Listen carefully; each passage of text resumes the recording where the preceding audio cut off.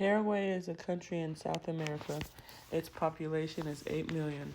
Paraguay has far fewer healthcare workers than needed to provide adequate care for patients in rural areas. In fact, 70% of healthcare workers are allocated in the city of Asuan, despite only 30% of the population living in that area. Okay, I'm here today with Tommy Lucy. Tommy, introduce yourself. I'm Tomas. I'm from Paraguay, and I've been here in the U.S. for almost a year now.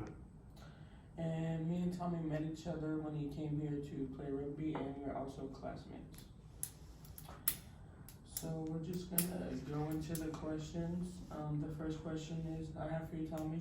What are some differences in the healthcare system you've seen while living in the U.S. versus living in Paraguay? So here in the U.S., all the hospitals and healthcare systems are private and very expensive compared to Paraguay. There's better equipment in the hospitals. The hospitals are even better, and the staff is more capable. And yeah, the price is mostly the. For my next question, what were your experiences with the healthcare system in Paraguay while you were living there? Well, there's a problem with the healthcare system in Paraguay. Most people in the government try to take advantage of it. They sell product way more expensive than what it is, so they can keep money for themselves.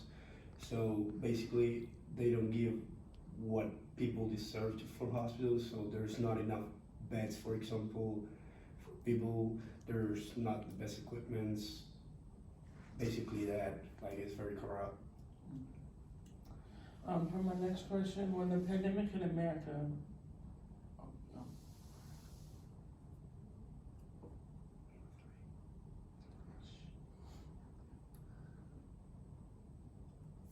When the pandemic hit America for health and the healthcare system, how did it affect Paraguay? So we started with the norm as everyone with a 2 week quarantine, and then they prolonged it, and it went almost to a year and a half with all the COVID thing. Whenever people got sick, we didn't have enough space in the hospitals. We didn't have enough beds, equipment. People was dying. The doctors were not capable of taking care of people, so it was pretty tough. And when I also learned about how Paraguay, how it was the one hospital bed per 1,000 people. Was that like, do you know, was that just because like it was limited just from everywhere? It was just harder to get them into the country? Well, the problem is there's not enough hospitals anywhere in Paraguay because they prefer to make a bridge across a river or something like that instead of making hospitals everywhere. So whenever the pandemic hit, there was not enough bed spots or medicine to take care of people. So when the vaccines came to Paraguay, one of them we couldn't bring it because we didn't have the machines to keep it cold enough or something like that. Do you know how many hospitals there are in Paraguay? Not really, but at least where I am from is a capital. There's not enough for the population. So my next question is, what other big healthcare problems did Paraguay deal with besides like COVID? I know that over the semester we learned that mosquitoes with infectious diseases is like a big problem from Paraguay. Have you had like any type of experience or know anything about that? Yeah, there's a few infections you get from mosquitoes over there because it's a very humid place, and well, that's the thing they know how to take care of it because it's a regional thing. But whenever COVID hit it, for example, there was a thing coming from the outside, something new for the country and the people. As I said, we didn't have enough hospitals or capable doctors to take care of people. Have you like ever got one like the diseases from the mosquitoes or know anybody who has? Yeah, there's quite a few, and the most dangerous is malaria and. And I know one we learned about was the Zika virus from Yeah, that one too. And it's pretty dangerous once you get it. I think the third time you get it, you can die. So my next question, what are some things you think, your country Paraguay can work on in the help to improve the healthcare system?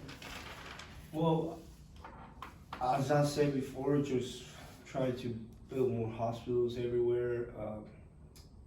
Try to bring experienced people from outside and teach our doctors to do it, because almost all of our best doctors go to the other countries to work. They don't stay in the country. So let's say we get the worst, let's stay in Paraguay, and I'll also not take advantage of selling products to hospitals or something like that. Make more space for people, beds, get better equipment. For my next question I have, how has economics impacted, healthcare in Paraguay? And, I read that the average amount spent on healthcare per capita for 1 year was about $381, and that was based in 2017. Good. So if we're going to economics, Paraguay is pretty stable. There's no inflation. There was barely inflation in the last 30, 40 years.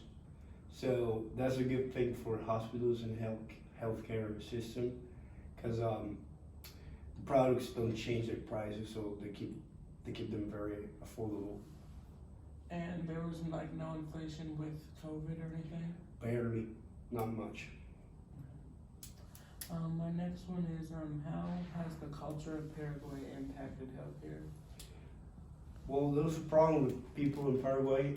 They think they can take care of themselves, so whenever they're sick or get something, they don't go straight to hospitals. They just take care of themselves, make something at the house, like teas or something like that, to just take care of themselves. I don't know why, because we got public hospitals, and you basically don't have to pay to go to see a doctor.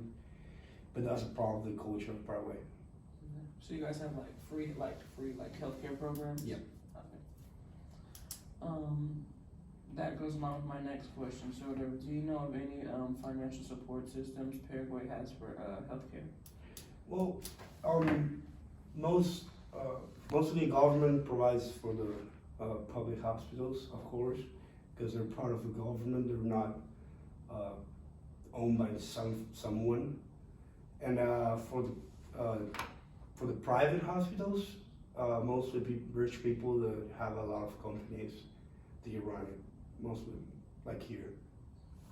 Because I read that the World Bank approved a U.S. loan for Paraguay for $115 million to expand the primary healthcare services. True.